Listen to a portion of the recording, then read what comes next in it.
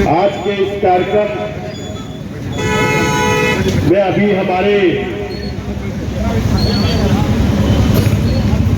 राज्य कर्मचारी आपके बीच में यहाँ पे सम्मिलित होंगे। इस कार्यक्रम में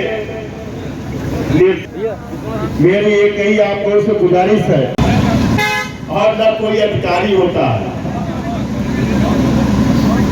उसका कारण क्या है?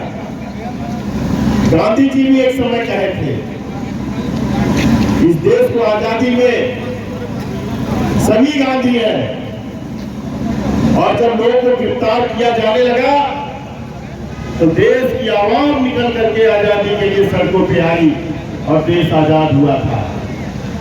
उसी तरीके का एक माहौल हम लोग इस देश में। नाम बता दें। मेरा नाम सुनील सिंह है, मैं सचिव का। आज हम लोग ये उपवास का कार्यक्रम हमारा चौथा दिन है, आखिरी दिन। और सरकार से जो हमारी मांग है वो पुरानी पेंशन बहाली के लिए है। अगर सरकार इस मांग को नहीं मानती है तो बाध्य होकर हम लोगों को में जाना पड़ेगा। सरकार खूब अच्छी तरह समझ रही है कि हम लोग मजदूरों के साथ अन्याय कर रहे हैं। ये बहुत गंभीरतापूर्वक जो है मामले को मनवाने की कोशिश सरकार द्वारा की जा रही है। अभी सरकार इस तैयारी में है कि राम मंदिर का शिलान्यास करने के बाद तुरंत जो है ये आचार संहिता लागू करके हम चुनाव में पहुँचे। लेकिन हम लोग का इतिहास रहा है 100 वर्ष का all India railwaymen's federation men's union का, तो हम लोग पीछा इस सरकार का छोड़ने वाले नहीं हैं। और जो निर्वाचित सरकार आएगी उससे भी फिर लड़ेंगे, और तब तक लड़ेंगे जब तक कि हमारी मांगे पूरी नहीं हो जाती। कितने संगठनों का आपको यहाँ पे जो है मिला है? कितने संगठन शामिल हुए हैं इसमें आपका? इसमें केंद्र सरकार के सारे संगठन हैं, कर्मचारी संगठन, और राज्य सरकार के भी सारे लोग हैं। एक संगठन है अटेवा करके है कोई, वो लोग हमारे साथ नहीं है। उनका मैनिफेस्टो, उनका एजेंडा अलग है, उसमें मैं बहुत ज़्यादा बात नहीं करना चाहूँगा। लेकिन मैं एक बात कर सकता हूँ कि जो आम राज्य सरकार कर्मचारी और केंद्रीय सरकार कर्मचारी एकजुट है और इस लड़ाई को आर या पार की लड़ाई के रूप में देख रहे हैं। शशिकांत श्रीवास्तव, जिला संयोजक पुरानी पेंशन बहाली संयुक्त मंच। किस तरह का ये कार्यक्रम है और क्या है आज?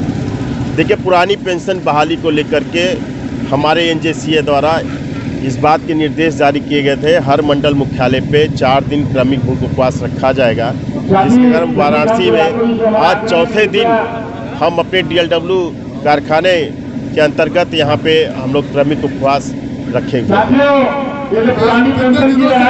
क्या मांगे हैं आपकी?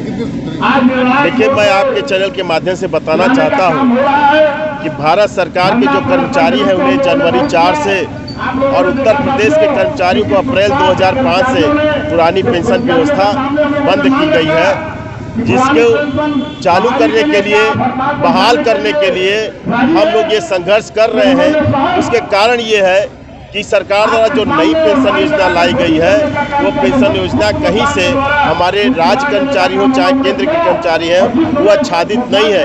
मैं आपके चैनल के माध्यम से बताना चाहता हूं आम जनमानस को कि आज जहां लोग कहते हैं कि 76 साल सरकार 76 साल भारत को आज़ाद हुआ है, हर क्षेत्र को विकास किया गया है, लेकिन सन 82 से जो हमारी ये पेंशन व्यवस्था लागू की गई है सर्वोच्च न्यायालय के आदेश के क्रम में, वहाँ रिटायरमेंट के बाद जहाँ 50% पुरानी पेंशन व्यवस्था में OPS में दिया जाता है, वहीं पर आज इनकी नई पेंशन योजना में हमें कहीं 3% से लेकर के 7% तक ही कहीं किसी को स्वीकृत हो रहा है।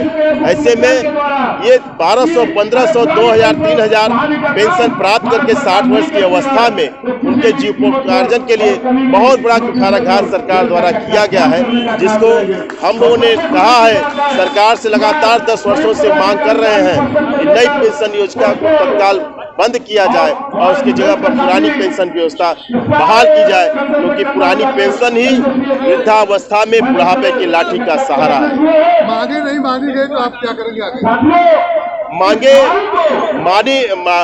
मांगी जाएंगी, ऐसा मुझे आश्वस्त है। हम लोग जानते हैं लोकसभा का चुनाव है और चुनाव में सरकार को हर वर्ग याद दिलाता है, जिसको उन्होंने स्वीकार किया था, जो आश्वस्त किया था कि अगर वो चीज मांगे पूरी नहीं होती तो हम उसको पूरा करावें। इसके लिए सरकार का ध्यान आकृष्ट करने के लिए कार्यक्रम रखे जा रहे हैं।